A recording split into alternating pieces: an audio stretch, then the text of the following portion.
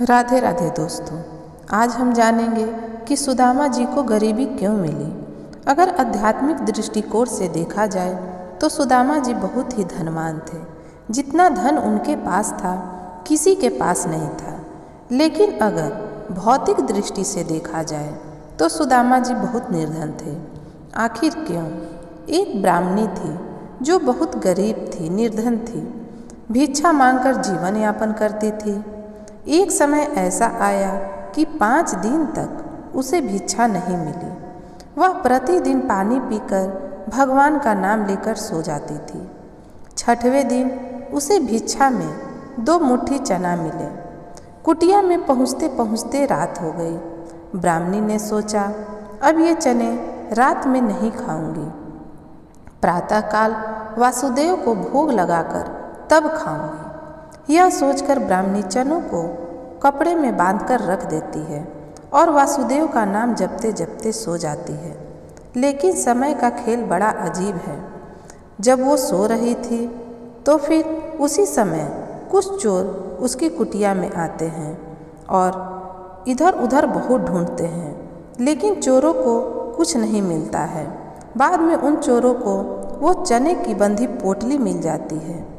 चोर समझते हैं कि इसमें सोने के सिक्के हैं।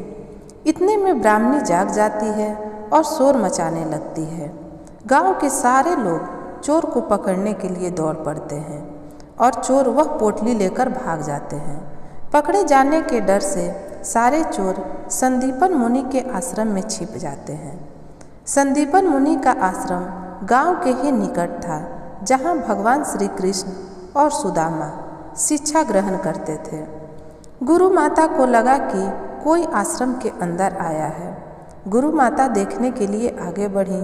चोर समझ गए कि कोई आ रहा है और चोर डर गए और आश्रम से भाग गए। भागते समय चोरों से वह पोटली वहीं छूट गई, लेकिन सारे चोर भाग गए। इधर भूख से व्याकुल ब्राह्मणी ने जब जाना कि उसके चने की पोटली चोर, तो ब्राह्मणी ने श्राप दे दिया कि मुझ दीनहीन असहाय के जो भी चने खाएगा वह दरिद्र हो जाएगा। उधर प्रातःकाल गुरु माता आश्रम में झाड़ू लगाने लगी।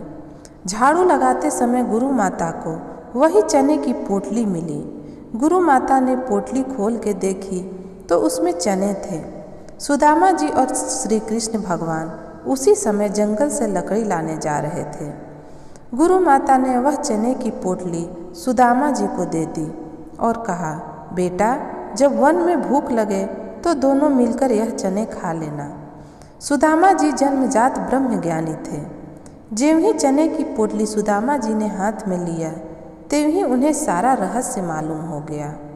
सुदामा जी ने सोचा, गुरु माता ने कहा है यह चने दोनों लोग बराबर बांट के खा लेना, लेकिन अगर ये चने मैंने त्रिभुवनपति श्री कृष्ण को खिला दिया तो सारी सृष्टि दरिद्र हो जाएगी। नहीं, मैं ऐसा नहीं करूँगा। मेरे जीवित रहते मेरे प्रभु दरिद्र हो जाए, मैं ऐसा कदापि नहीं करूँगा। मैं ये चने स्वयं खा जाऊँगा, लेकिन कृष्ण को नहीं खाने दूँगा। और सुदामा जी ने सारे चने खुद खा लिए। दरिद्रता का श्राप सुदामा जी ने स्वयं ले लिया चने खाकर, लेकिन अपने मित्र श्री कृष्ण को एक भी दाना चना नहीं दिया। दोस्तों, अगर आपको यह कहानी पसंद आई हो तो वीडियो को लाइक करें, कमेंट करें और चैनल को सब्सक्राइब करें।